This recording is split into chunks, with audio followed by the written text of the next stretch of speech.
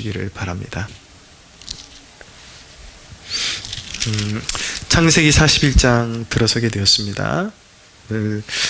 1절에 만 2년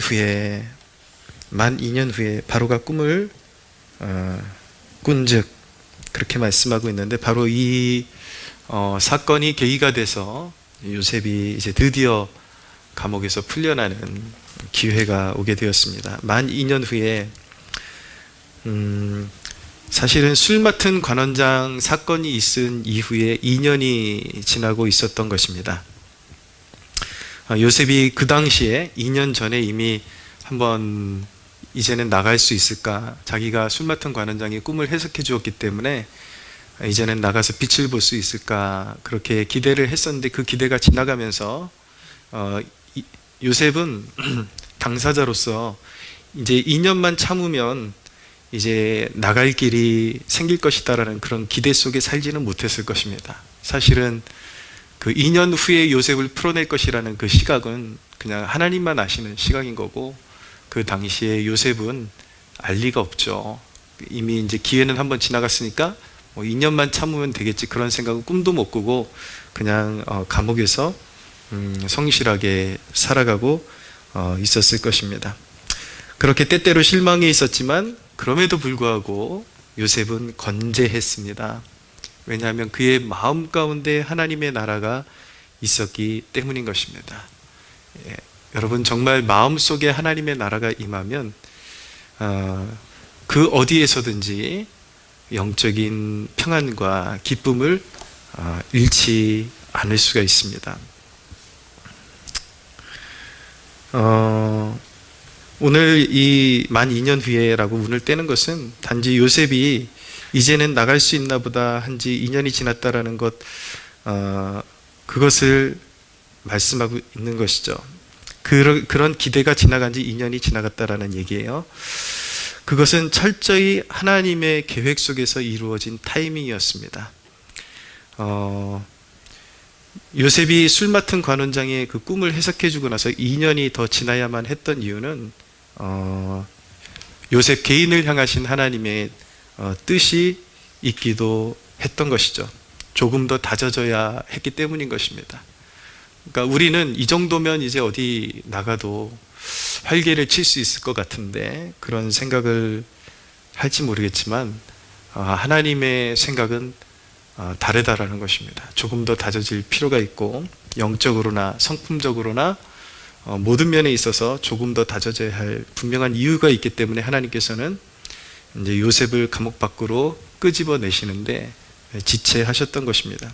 그리고 그렇게 지체하셔야만 했던 이유는 단순히 하나님의 역사는 요셉 한 사람에게만 포커스가 있는 것이 아니라 하나님은 다각도로 이루시는 하나님의 경영하심이 있기 때문에 그 모든 경영이 다 맞아 떨어지는 그 시점을 하나님께서는 기다리게 하셨던 것입니다.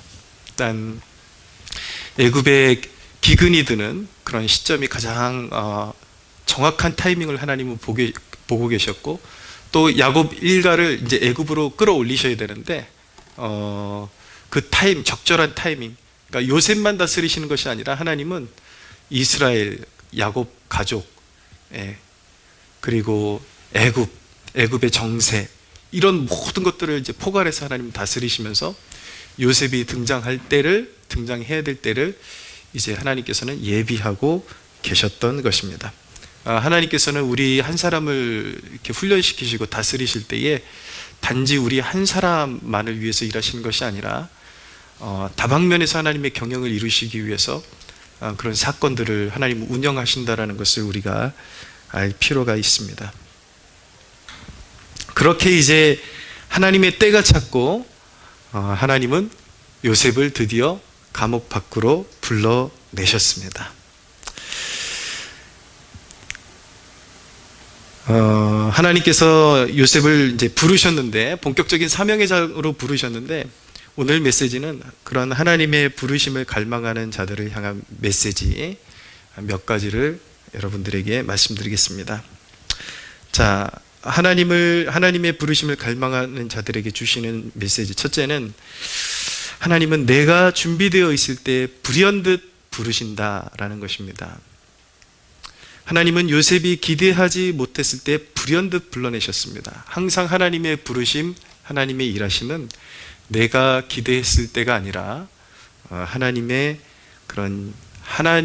그 시간 속에서 불현듯 불러내십니다.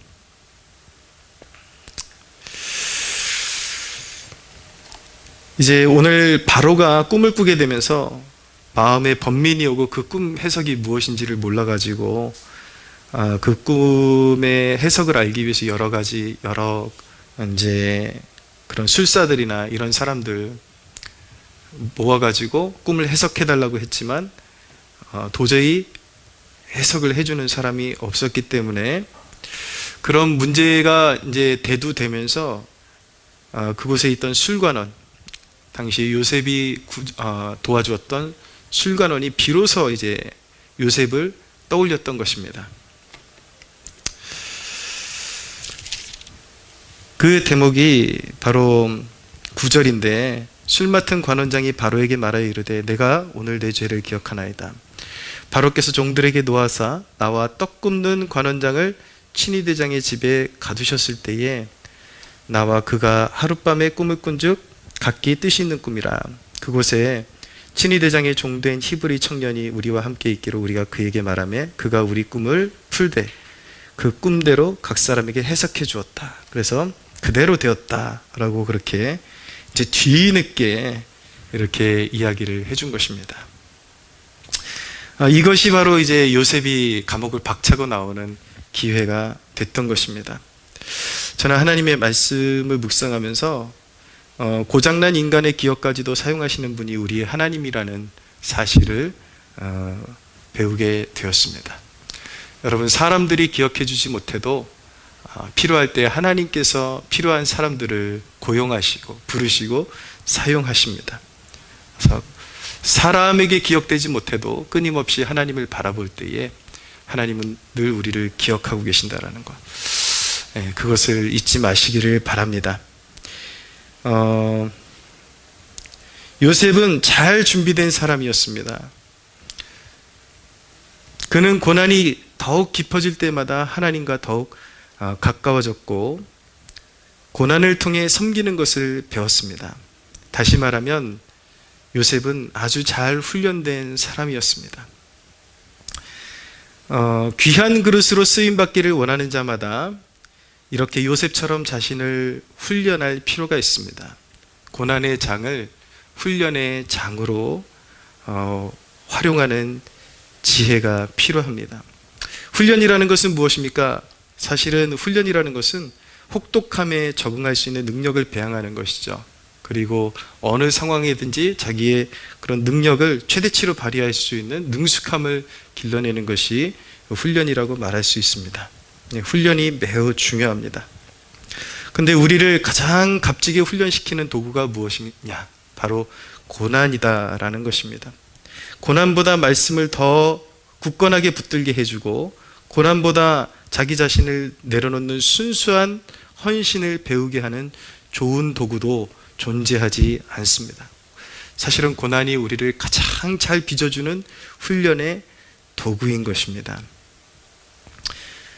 근데 여러분들이 꼭 마음에 심고 있어야 되는 것은 무엇이냐면 지금의 고난이 앞으로의 사명과 깊은 연관성을 갖고 있다는 것을 꼭 기억해야만 합니다. 앞으로 지금 능력이 없는데 지금 아무것도 준비 안 됐는데 앞으로 갑자기 큰 일을 맡겨주시면 할 수 있는 능력이 생기는 것이 아니라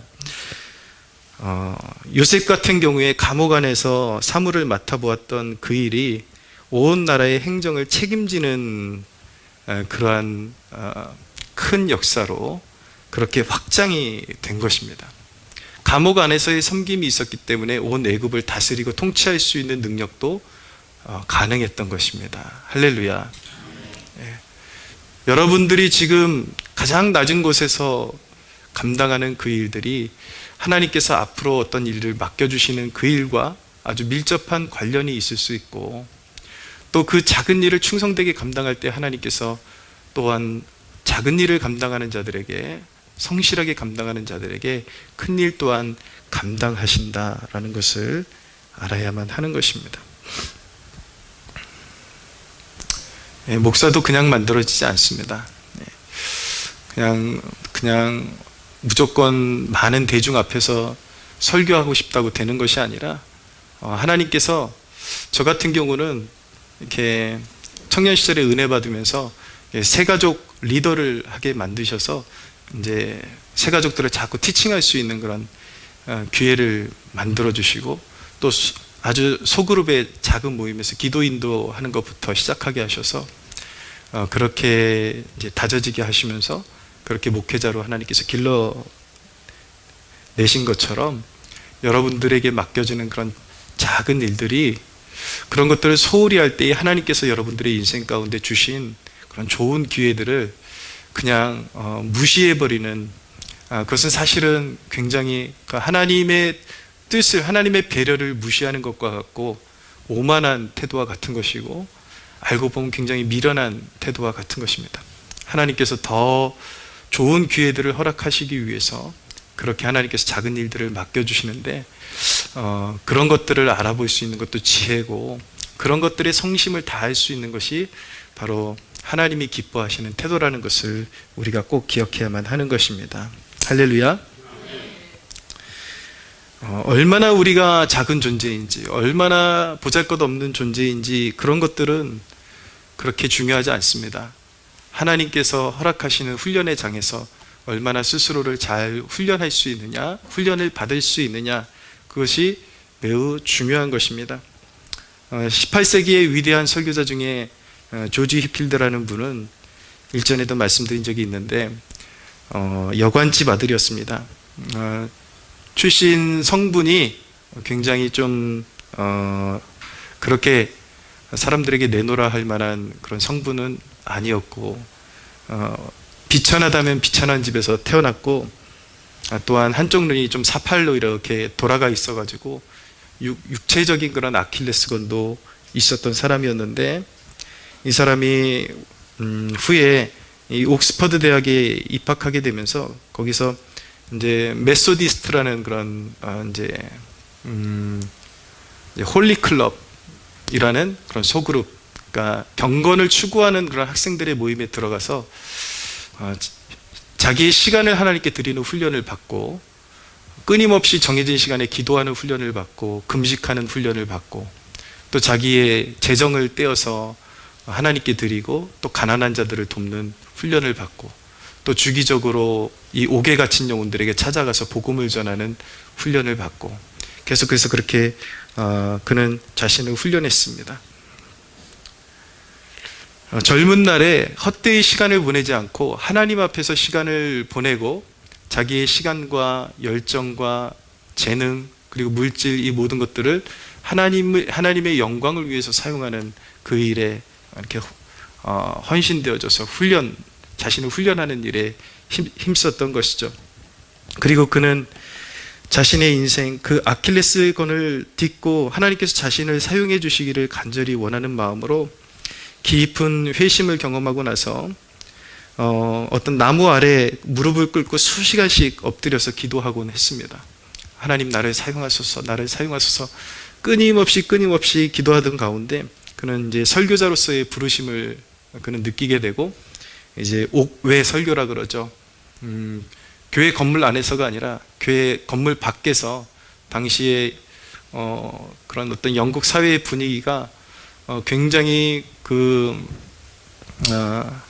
이 광부들이라 그러죠. 광부들은 굉장히 방탕하고 또 생활이 너무 힘겨우니까 굉장히 거칠고 술에 임박이고 그래서 시대적으로 굉장히 어두운 시대에 이 휘필드가 이제 등장을 했는데 이 사람이 사람들을 그런 어둠에 갇힌 영혼들에게 찾아가서 설교를 할 때에 하나님께서 그에게 무한하게 기름 부어주셔서 사람들이 흐느끼면서 회개하고 그리스도의 사랑을 깨닫고 주께로 돌아오는 역사가 끊임없이 일어났던 것입니다. 그러면서 영국 역사에 정말 그 획을 그을 만한 그런 어떤 부흥 역사에 그런 길이 남는 그런 하나님의 종으로서의 이름을 각인시키게 된 것입니다. 하나님께서 그를 얼마나 아름답게 사용하셨는지요. 그를 통해서 수많은 고아도 길러내시고 영적으로 방황한 수많은 영혼들을 주께로 돌이키는데 하나님께서 사용하셨던 것입니다. 여러분, 훈련 받기를 사모하십시오. 여러분들의 삶 가운데 모든 상황이 여러분들을 정말 노련한 하나님의 사람으로 성장시키는 도구라는 것을 깨닫고 모든 상황 가운데서 불평하기보다, 인간적인 판단을 하기보다도 그 역경을 주신 하나님의 그 마음을 잘 깨닫고 훈련받는, 그것을 훈련으로 활용할 수 있는 지혜로운 여러분들 되시기를 바랍니다. 영적으로 잘 훈련되어야 되고 또 하나님께서 주신 기능적으로도 잘 훈련이 되어야 합니다. 훈련하지 않으면 성공이, 앞으로 다가오는 어떤 성공이 결국은 시험거리가 되고 넘어질 수밖에 없습니다.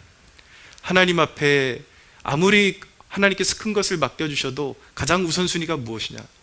하나님 가장 먼저 드려야 할 분이 누구시냐? 그리고 가장 내게 소중한 것들을 드려야 할 분이 누구시냐에 대한 명확한 인식과, 그리고 시간이든 물질이든 무엇이든 그것이 자동으로 내가 하나님 앞에 드려질 만큼의 그런 훈련이 되지 않으면요, 성공이 찾아오는 게 재앙이 될 수가 있습니다.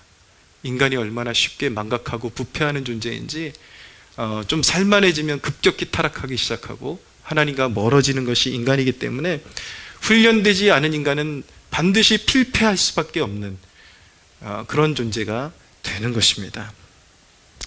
오직 자신을 잘 훈련하는 사람은 만왕의 왕의 부르심을 받게 될 것입니다. 할렐루야.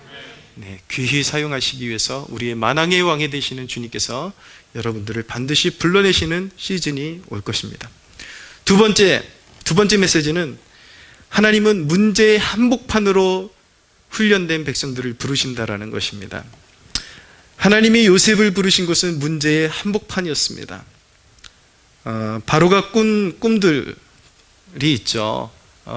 살찌인 암소 7마리를 흉하고 파리한 암소 7마리가 잡아먹어버리고, 충실한 7이삭을 흉하고 파리한 7이삭이 삼켜버리고, 이것이 무엇이냐면 이제 애굽에 곧 나타날, 애굽을 비롯해서 온 땅 가운데 나타날 7년 동안의 흉흉한 기근을 의미하는 것이었습니다.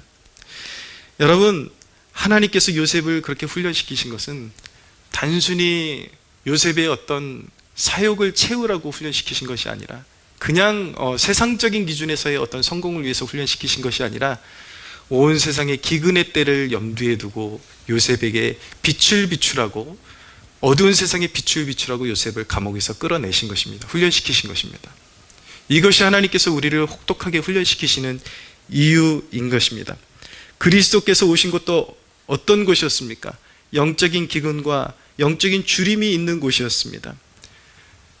하나님의 아들이 오신 것도 영적인 어둠이 있고 문제의 한복판으로 오신 것입니다. 하나님께서 훈련된 하나님의 백성들을 보내시는 것도 문제의 한복판, 영적인 어둠이 칠흑같이 깊은 곳으로 빛을 비추라고 부르시는 것입니다. 할렐루야. 네. 여러분, 깨어진 영혼들이 있는 곳은 우리의 사명이 있는 곳입니다. 왜 나의 가정은 이렇게 깨어진 곳일까? 어디 하나 내가 몸담고 있는 그 어느 곳도 소망이 보이지 않는 그곳이라면 여러분, 그곳은 여러분들의 사명지인 것입니다. 바로 그곳에서 빛을 비추라고, 불평하고 있으라고 하는 것이 아니라 그곳을 비추라고 우리에게 그곳으로 불러내시는 것입니다. 그런데 문제는 무엇이냐면, 하나님께서 잘 숙련된 그리스도인들로 하여금 어두운 세상을 비추라고 부르시는데, 근데 이 시대의 문제는 그리스도인들 생각 자체가 어둡다라는 것입니다. 삶의 목적이 세상 사람들과 똑같아요. 훈련받는 것 원하지 않아요. 쉽게 올라가고 싶고, 쉽게 쥐고 싶고, 쉽게 쟁취하고 싶고, 마음대로 안 되면 몸부림치면서 땡깡 쓰는 거죠. 괴로워, 싫어, 힘들어 하면서 오히려 세상을 비추기는커녕 세상 사람들이 부축해줘야 되는 그리스도인들이 너무 많지 않습니까, 여러분? 주변에 있는 사람들이 부축해줘야 간신히 버티고 설 수 있는 그런 부실한 그리스도인들이 얼마나 많습니까? 여러분은 무엇을 원하십니까? 여러분, 요셉이 이후에 총리가 되고 세마포 옷을 입게 되었다고 하니까 혹시 그런 날을 보기까지 여러분도 만족할 수 없다라고 생각하고 있지는 않습니까? 여러분들이 만약에 그 비슷하게 생각하고 있다면 결코 행복한 날은 오지 않습니다. 결코 만족할 만한 날은 오지 않습니다. 저는 이 구원의 도를 생각할 때마다 참 너무 감격스럽고 주체할 수 없는 그런 감사가 있는 것은 무엇이냐면, 저는 주님께서 이미 저의 더러워진 죄의 옷을 벗기시고 이미 영화로운 세마포 옷을 입혀주셨다라고 믿습니다. 더러운 죄인이었고 어디 하나 쓸모없는 죄인이었는데 나한테 어울리지 않는 영화로운 세마포 옷을 이미 저에게 입혀주셨어요. 믿음 안에서 하나님의 자녀라 하시고 나의 종이라고 하시는 것. 비록 작은 교회 목사이지만 이미 하나님께서는 나에게 너무나도 큰 것을 맡겨주셨고 귀한 옷을 입혀주셨습니다. 그러면 그렇게 질문할 수도 있겠죠. 그럼 목사님은 앞으로 교회 성장에 대한 어떤 희망이나 전혀 지금 이 상태가 가장 좋으십니까? 아니요, 그런 건 아니에요. 저도 앞으로 하나님께서 뜻이 있어서 하나님이 어떤 존귀한 데 세우시면 감사할 것입니다. 이왕이면 더 많은 사람들에게 복음이 전파되고 많은 일꾼들이 교회에 찾아와서 부흥하는 것이 더 좋습니다. 그런데 여러분, 그래야만 제가 하나님 앞에 존귀 여김을 받는다고 생각하고 그래야만 제가 성공한 목사라고 생각하는 그 순간 저는 이미 불행한 목사가 되고 마는 것입니다. 수천, 수십만, 수백만의 목사가 있을지 모르겠지만 여러분, 그렇게 자기 마음대로 그렇게 되는 목사들이 몇 명이나 있겠어요? 대부분의 목사님들은 이름도 없이 빛도 없이 그렇게 거쳐서 한 시대에 그냥 주의 일 잘 성실하게 감당하다가 은퇴하고 주님께 부름받고, 그것이 보통 목사님들의 일생입니다. 나라고 그렇게 되지 말라는 법이 있겠습니까, 여러분? 저는 아직 젊기 때문에 꿈은, 포부는 가지고 있습니다. 그리고 기대도 있습니다. 그러나 그것이 나의 행복이라고, 그것이 있어야만 나의 행복이라고 말하지 않겠습니다. 왜냐하면 이미 쓸모없는 죄인에게 더 이상 아름다울 수 없고 더 이상 빛날 수 없는 너무나도 가치 있는 하나님의 자녀라는 정체성을 입혀주셨고, 제가 감당하기에 너무나도, 제가 수용하기에 너무나도 버겁고 힘든 목사라는 직분을 저에게 허락해 주셨기 때문인 것입니다. 그래서 저는 지금도 감사하고 기쁩니다. 안 믿어지십니까?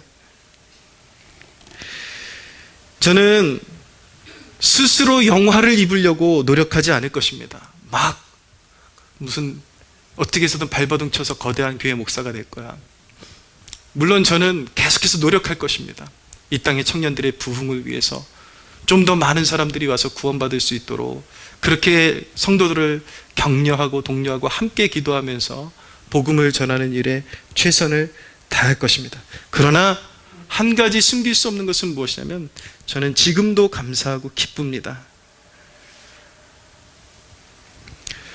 여러분,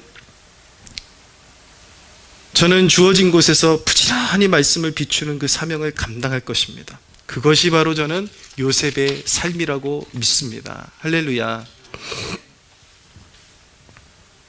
네.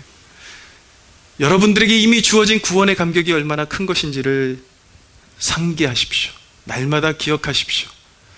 여러분들을 하나님의 자녀라 하시고 귀한 하나님의 일꾼으로 세워주시는 것이 얼마나 크고 고귀한 것인지를 생각해 보시고 앞으로 큰 존재가 되면 헌신하겠다가 아니라 지금 이 순간에서부터 나에게 어떤 조건부의 헌신이 아니라 내게 주어진 그 모든 상황 속에서 주님께 나의 최고의 삶을 드리겠습니다라는 결단으로 나아갈 수 있는 그 사람이 바로 영적인 요셉임을 믿으시기를 바랍니다. 세 번째, 세상은 영적인 해답을 가진 자를 찾고 있습니다.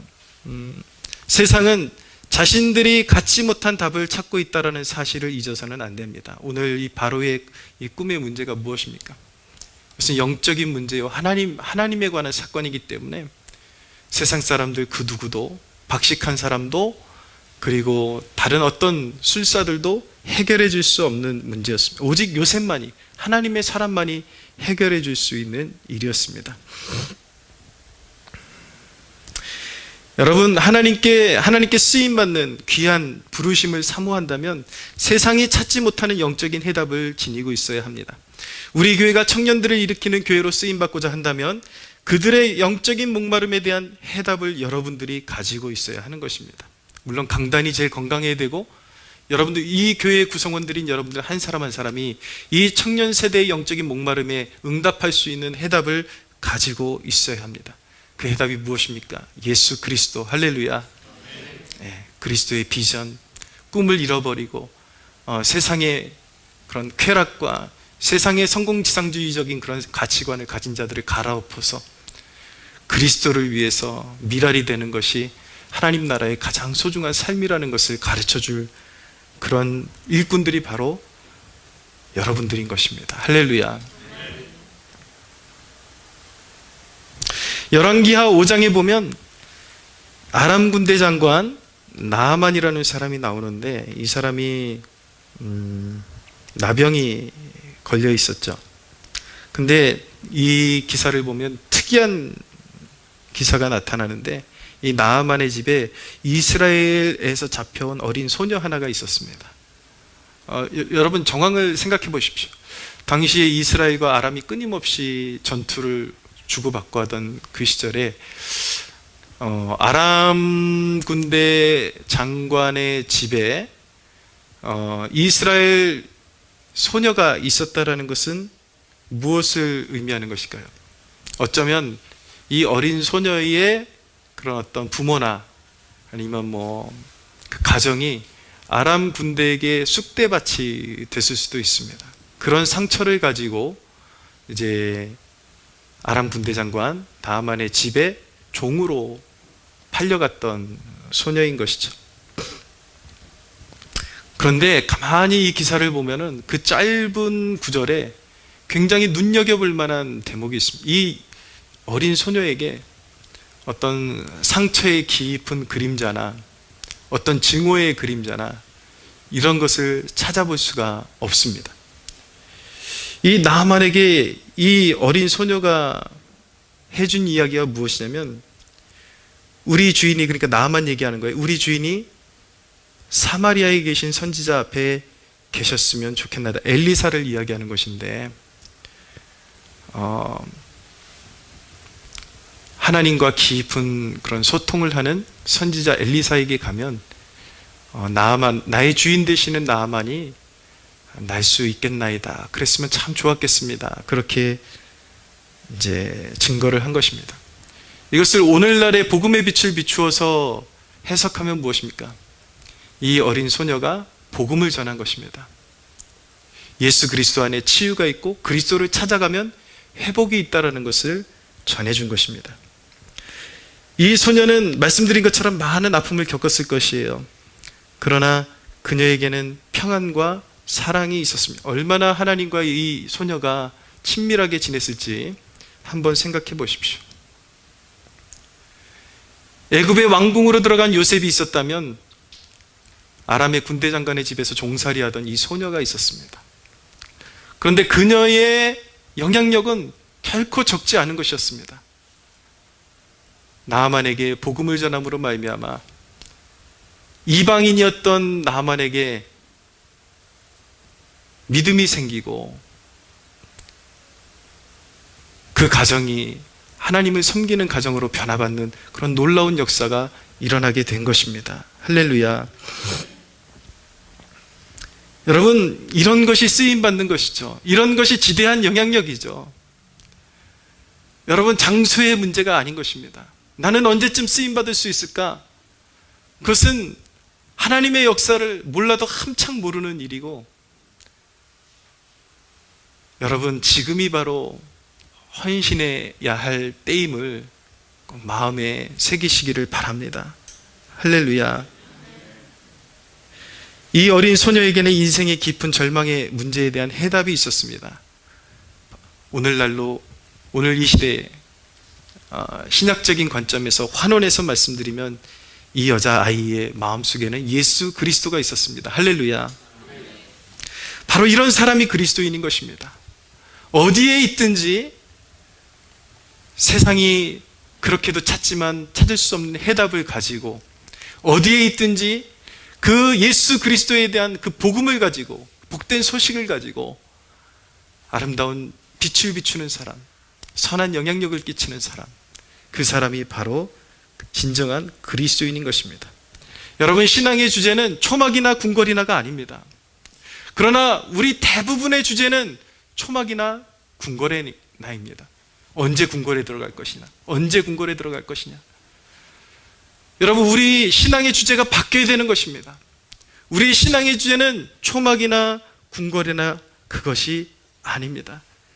우리 신앙의 유일한 중심의 주제는 나의 부르심과 목적과 뜻을 따라 사는 것, 그것이 바로 우리 신앙의 가장 중심적인 주제가 되어야 하는 것입니다. 할렐루야. 사랑하는 여러분, 우리를 향한 하나님의 뜻이 바로 그것임을 믿으시기를 바랍니다. 여러분, 아직도 요셉처럼 궁궐에 들어갈 날만 기다리고 계십니까? 예. 주변에 많은 그리스도인들을 보세요. 궁궐에 들어가는 사람 몇 명이나 있는지. 그러나 하나님은 자기의 부르심을 알고 잘 훈련된 백성들에게 반드시 존귀한 영적인 세마포를 입혀주십니다. 할렐루야. 먼저 그의 나라와 그의 의를 구하라. 그리하면 이 모든 것을 더하시리라. 여러분들이 초막이나 궁궐이나가 아니라 오로지 여러분이 서 있는 그곳에서 신실하게 세상을 비추는 존재가 되기를 갈망하고 주와 동행하는 존재가 되기를 갈망할 때에, 그때는 비로소 여러분들이 한 번도 생각해보지 않았던 덤으로 주시는 축복들도 많이 경험하는 그런 축복들이 드리워지게 될 것입니다. 사랑하는 여러분, 여러분들의 인생의 주제가 바뀌게 되기를 간절히 소원합니다. 예, 초막이나 궁궐이나 그것이 아니에요. 내가 선자리에서 하나님의 뜻을 받들어, 부르심의 목적과 뜻을 받들어 살아가는 것, 예, 그것에 충실한 영적인 요셉과 같은 존재가 되시기를 주님의 이름으로 축복합니다. 하나님께 영광의 박수 올려드립니다.